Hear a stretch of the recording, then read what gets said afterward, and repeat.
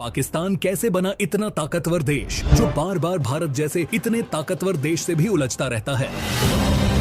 पाकिस्तान एक ऐसा देश है जो दुनिया के सबसे खतरनाक भू राजनीतिक नक्शे पर खड़ा है, जिसकी सीमाएं भारत, चीन, अफगानिस्तान और ईरान जैसे 4 अहम देशों से जुड़ी है। 1947 में पाकिस्तान एक नवजात राष्ट्र के रूप में दुनिया के नक्शे पर आया, फिर सिर्फ कुछ ही दशकों में एक परमाणु शक्ति बनकर उभरा और मौजूदा समय में पाकिस्तान दुनिया की 7वीं सबसे बड़ी सेना और एकमात्र मुस्लिम परमाणु शक्ति के रूप में पूरी दुनिया में जाना जाता है। लेकिन सवाल ये है, एक ऐसा देश जो बार बार राजनीतिक संकटों, आतंकी हमलों और आर्थिक गिरावट से जूझता रहा, वो आखिर इतना ताकतवर बना कैसे?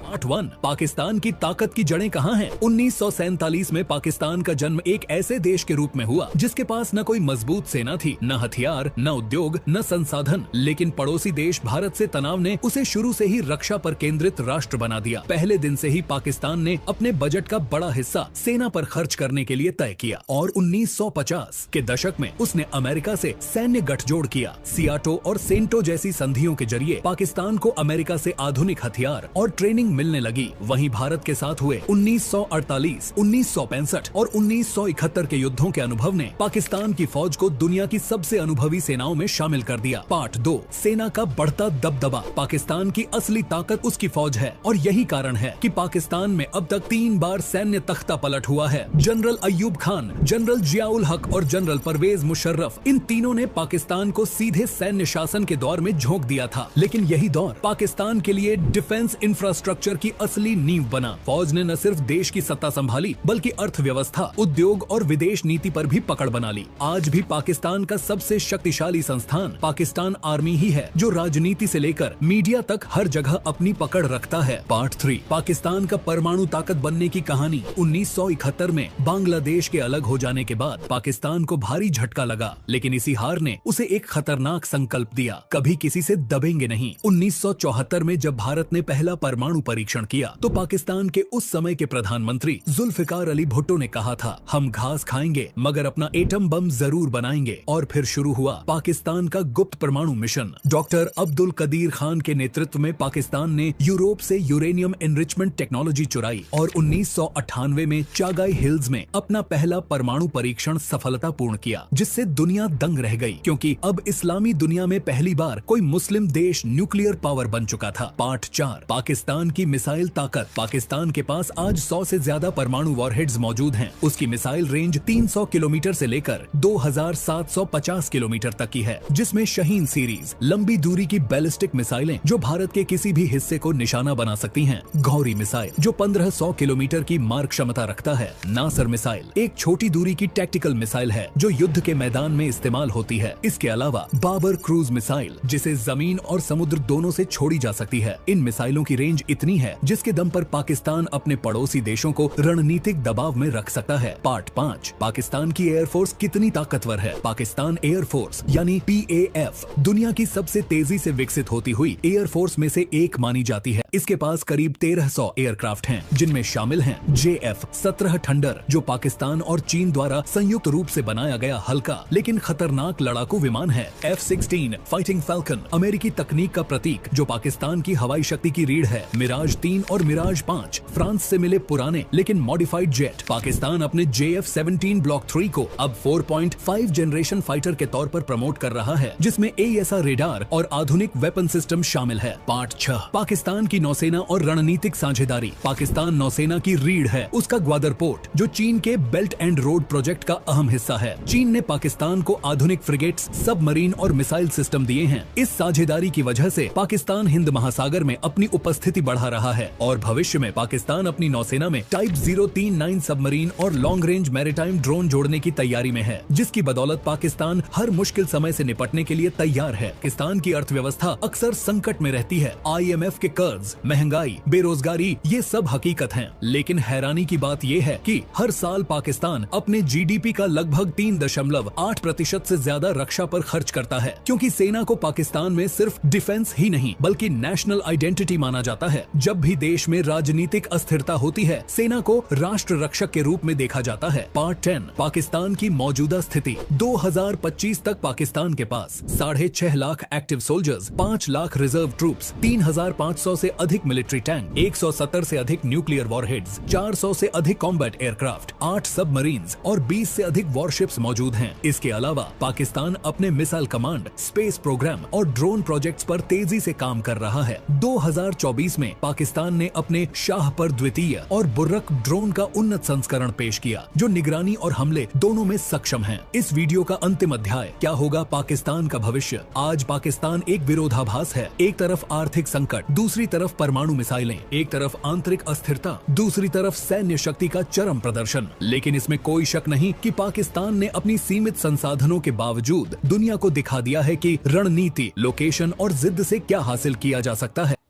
मेरी जान, मैं उस ताकत को मानता ही नहीं हूं जिस ताकत के बेस पर आपके लोग भूख से मर रहे हैं।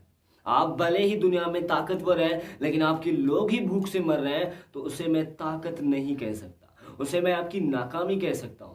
देखिए, एक मुल्क काम करता है अपने लोगों के लिए, उनको अच्छी फैसिलिटीज प्रोवाइड करने के लिए, जबकि आप इतने बड़े ताकतवर तो हैं, इसमें कोई शक नहीं है, इसमें कोई शक नहीं, आप ताकतवर मुल्क है, इस बात को मैं भी मानता हूं। आप एक एटमी ताकतवर मुल्क है, लेकिन आपके लोग ही भूख से मर रहे हैं, तो उस एटमी ताकत का फायदा क्या। आपको अदर कंट्री से डर लगता है, इसलिए आप एटमी पावर है आंखें दिखाते हैं, जबकि आपके लोग भूख से मर जाएं तो उस एटमी ताकत का फायदा ही क्या।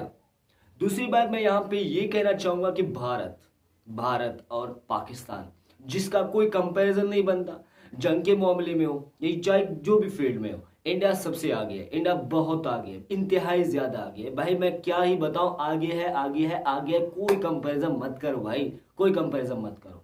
अगर आपके पास ताकत है, इसका ये मतलब नहीं कि आप अपने आस पड़ोस के लोगों को आंखें दिखाना स्टार्ट कर दे, आप उनको धमकियां देना स्टार्ट कर दे, आप उन पर वार करना स्टार्ट कर ले। दिन दिहाड़े आप लोगों को जो है वो आप समझ सकते हैं क्या करते हैं। तो इसका ये मतलब नहीं कि आपके पास ताकत है तो आप आंखें दिखाना स्टार्ट कर ले। आपके पास ताकत है लेकिन आप IMF के कर्जदार है। आपके पास ताकत है लेकिन आपके लोग गालियां देते हैं कि इस एटम का क्या फायदा, जो कि हमें तो कोई फायदा नहीं दे रहा, हमें तो कोई फायदा नहीं रहा। यहाँ पे इंडियन दोस्तों, मैं यही कहूंगा, सबसे पहले मैं आपको बता दूं, मेरा नाम इकराम बलोच है, मैं बलोचिस्तान से हूँ। यहाँ पे मैं एक बात बताना चाहूंगा कि भाई साहब, इंडिया, एक मिसाल देता हूं आप लोगों को, वालिद और बेटा, बाप बहुत बड़ा है, बहुत बड़ा है, उसका रुतबा बहुत बड़ा है, बेटा उसके आगे पीछे भी नहीं आ सकता। ठीक इसी तरह पाकिस्तान इंडिया की मैं बात करूं तो भाई इंडिया बहुत आगे है, इंतहाई ज्यादा आगे है। आप इनका कंपैरिजन नहीं कर सकते। जिस तरीके से इस वीडियो में पूरा दिखाया गया कि पाकिस्तान एक बहुत बड़ा ताकतवर मुल्क है, मैं मानता ही नहीं कि आपकी गरीबी मिट नहीं रही है, आप IMF के कर्जदार है, आपको लोग बेजार हो चुके हैं, रोजगार नहीं है, पता नहीं क्या क्या नहीं है, लेकिन आप एटमी पावर है, आप दुनिया में बड़े बड़े जो है वो आप कह सकते हैं कंट्रीज को आंखें दिखाते हैं। क्या फायदा, सिर्फ आप आंखें दिखाते हैं ना, आपको अदर कंट्री से डर लगता है, आपके लोग भूख से मर रहे हैं। इससे ये साबित होता है कि आप खुद अपने लोगों को मार रहे हैं, अदर कंट्री के लोगों से आपको डर है, एटम बना रहे हैं आपके लोगों को। मैं यहाँ पे ये कहूंगा कि पाकिस्तानियों से जाके पूछे कि भाई क्या आपको लगता है कि ये एटम जो रखा हुआ है आप लोगों ने, अब आप भी पता नहीं क्या क्या, इन्होंने आप लोगों को कोई फायदा दिया हुआ है, कोई फायदा दिया हुआ है। अभी आप कहेंगे कि भाई जंग होता है इंडिया से, अबे इंडिया से कहां जंग होता है, पहल कौन करता है, जंग कौन करता है पहले, ये बात भी समझने की कोशिश करें आप। एंड दोस्तों, ये वीडियो आपने पूरी इस तरीके से देख ली जिससे भी दिखाया गया पाकिस्तान बहुत पावरफुल मुल्क है। मानते हैं हम इस चीज को यार, एक जो भी मुल्क हो भाई पावरफुल है, इसमें कौन सी जो है वो भाई, एक मुल्क बना है, एक कंट्री बनी है तो अपनी पावर के अपने बेस पे बना है, अपनी हिम्मत से बना है, तो जाहिर सी बात है वो कमजोर नहीं है, चाहे पाकिस्तान हो, चाहे बांग्लादेश हो, चाहे ईरान हो, जो भी हो, आखिर वो बना है तो उसके पास भी लोग है, उसके पास भी हाथ है, उनके पास भी हथियार है।